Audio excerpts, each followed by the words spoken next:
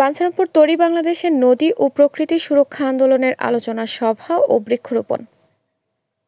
আলমগীর হোসেন, বাঞ্ছারামপুর থেকে। কসবা টিভির desk report. শিরোনাম নিয়ে সাথে আছেন আকলিমা রশিদ আলী।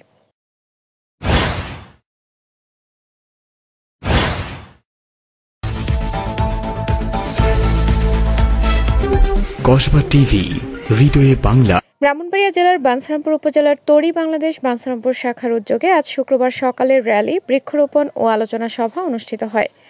তরী বাংলাদেশের সদস্য ও বাঞ্ছারামপুর প্রেস ক্লাবের সদস্য মীর মোশাররফ হোসেনের সঞ্চালনায় প্রধান অতিথি ছিলেন উপজেলা নির্বাহী কর্মকর্তা ফেরদৌস আরা।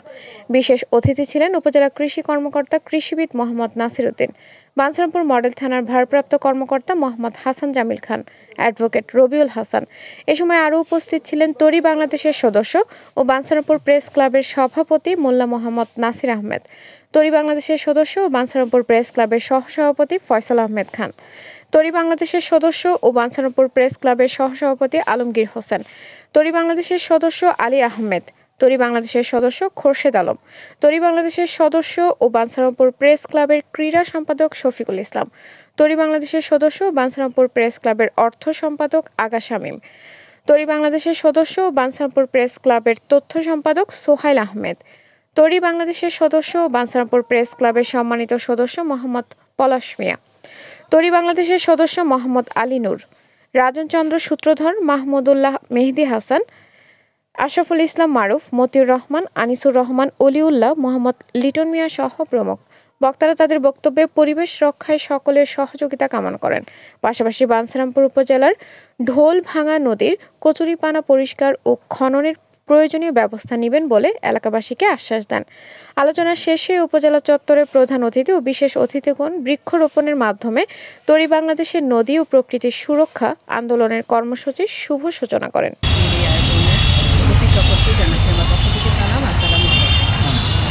আজকে তরী বাংলাদেশের এই আয়োজন অবশ্যই প্রশংসার দাবিদার, কারণ এই পর্যন্ত উপজেলায় এই ধরনের কার্যক্রম আমি দেখিনি। পরিবেশ বিষয় সামনে রেখে আপনাদের পরিবেশ বিষয়ে মনে প্রাণে ধারণ করে আজকে আয়োজনটি আপনারা সম্পন্ন করেছেন, এবং আপনাদেরকে ধন্যবাদ জানাচ্ছি। আমরা আমাদের প্রতিপাদ্য বিষয়ের দিকে তাকালেই বুঝতে পারবো যে আমাদের পরিবেশ আসলে কী পরিমাণ সংকটাপন্ন। এই বছরের প্রতিপাদ্য হিসেবে শুধু একটি আইটেমকে তুলে ধরা হয়েছে, সেটা হচ্ছে প্লাস্টিক। প্লাস্টিক এমন একটি বস্তু যেটা ইতিমধ্যে আমরা পূর্ববর্তী বক্তাগণ বলে গেছেন যে অপচনশীল। একটু খেয়াল করলে দেখতে পারবো পরিবেশের আমাদের মূল উপাদানগুলো কী, যাদেরকে আমরা বাইরে হিসেবে ধরি নিই, সেটা হচ্ছে আমাদের মাটি, পানি এবং জলবায়ু, অথবা সেটাকে বায়ু হিসেবে ধরতে পারি। প্লাস্টিক এমন একটি বস্তু যা একই সাথে আমাদের মাটিকেও দূষিত করে, পানিকেও দূষিত করে, জ্বালানোর ফলে সেটা আমাদের পরিবেশের বায়ুকেও দূষিত করে। তার মানে এটা এককভাবেই আমাদের অধিকাংশ পরিবেশ দূষণের জন্য অথবা আমাদের পরিবেশকে হুমকি সম্মুখীন করে দিতে পারে। এই জন্যই মূলত এর গুরুত্ব অনুধাবন করে এবারে প্রতিপাদ্য বিষয়টি আমাদের রাখা হয়েছে। আরেকটা বিষয়ে এর আগে বক্তব্য বলেছেন যে আমাদের আসলে কৃষি জমির পরিমাণ কমে যাচ্ছে। এর কারণ হচ্ছে আমরা অনেকটা ভোগবাদী হয়ে গেছি, যে সব কিছুতেই আমাদের স্বাচ্ছন্দ্য চাই।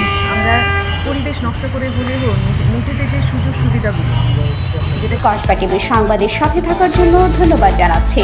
পরবর্তী সংবাদ পেতে আমাদের চ্যানেলটি সাবস্ক্রাইব করে রাখুন।